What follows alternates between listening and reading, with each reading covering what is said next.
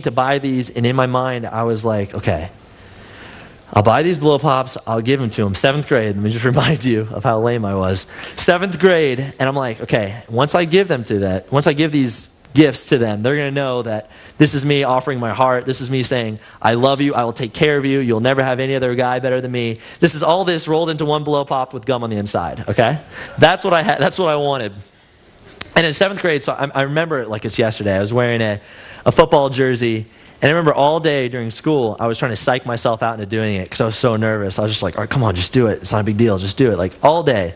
And of course, it ends up being like the last period of the day, and I still haven't given it to him yet. I'm like, all right, it's now or never. Because as I'm staying in my locker, I see him walking down. I'm like, okay, just do it, just do it, just do it. So I finally get the courage, and I'm like, this is so ridiculous. My hands were shaking as I was handing it to him because my heart's like beating a mile a minute, right? And I remember thinking, like, right as I hand it to him, it was going to be like, fireworks go off. They're both going to like hook onto my arms. I'm going to like strut down the hallway with 2 ladies, 2 honeys, and I'll be the most popular, perfect. My life is set. I am done. I am good to go. It's amazing. It's already planned out. And I remember as I handed it to him, they said something to me that I'll never forget, and it's just stuck with me forever. They said, real nice, like, oh, cool, and kept walking. And immediately, I don't know if you ever had that feeling where your stomach just drops. You're like on a roller coaster, and you're like, I'm not hungry for the next month. I don't want to talk to you. You're like try to put on a fake smile, but even then it's difficult. You're like, you know what I'm talking about? Okay, that was me. And it's funny, as I was trying to prepare a sermon on what true love is and what true love looks like, I took a step back and kind of looked at my life. You know, I'm 22 now, and in my 22 years of being wiser and older and all that other stuff, especially the older part, I realized that for me in my search for what true love is and what true love looks like, that it's the same story, but the only thing that's changed is the proverbial blow pop, per se. Because for me, I've had a couple of relationships, and they've all ended in failure. And I don't know if any of you go through this, but I really kind of lived some of those relationships over my head in a form of regret. I think, if I'd only done this, or I'd only said that, if I had only bought her this, or if I only had surprised her with that, if I only called her and told her this, or if I only realized that this guy was moving in then and I could have done that, then I would have had it.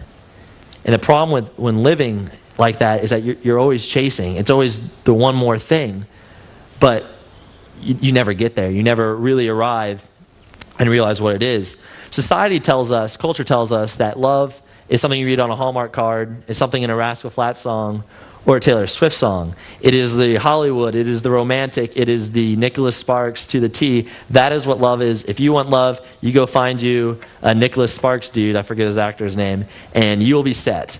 So we spend a lot of our lives, I think, chasing after what we think is love, what it is that's going to fill that hole that all of us have in here, even though some of us don't show it better than others.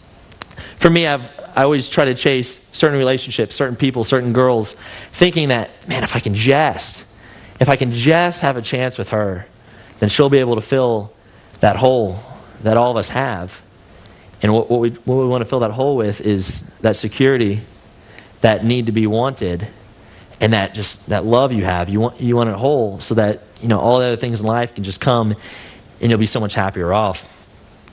You know, it's funny because in my 16 years of school, I live much of the same way, chasing after that, chasing what is true love, and how can I get me some of that. And it's funny, I've had a lot of friends come and talk to me for whatever reason. Even though I've failed in every relationship I've tried, they come to talk to me, so that maybe their failures seem less like, oh, really, you failed way bad. Mine's not as bad as yours. But what I realized while preparing for this and talking to them is that the true love that all of us search for to fill our hearts is never going to be found in, you know, Sammy Joe or Ashley or Billy Bob or whatnot. That true love has already been defined and isn't here. And it's funny, as I was reading, you know, what is the definition of true love? What does true love look like? And it's perfectly defined. And as I read this, it's 1 Corinthians 13, verse 4. I want you to go through in your mind and say, like, okay, yeah, I agree with that, or, you know, disagree with that. And I want you to just like mentally check off what you think of it. It says, love is patient, love is kind, and is not jealous. Love does not brag and is not arrogant. It does not act unbecomingly. It does not seek its own. It is not provoked. It does not take into account a wrong suffered. It does not rejoice in unrighteousness, but rejoices with the truth. It bears all things, believes all things, hopes all things, and love endures all things. And it's crazy. Every time I read that and I hear that, I literally can only think one thing, and that's just yes. Like, yes, I'll take that. I would like that. What can I do to get that? Why have I been putting all my hopes, all my effort, all my worries, all my fears into what is she going to think about me? What is he going to say about me?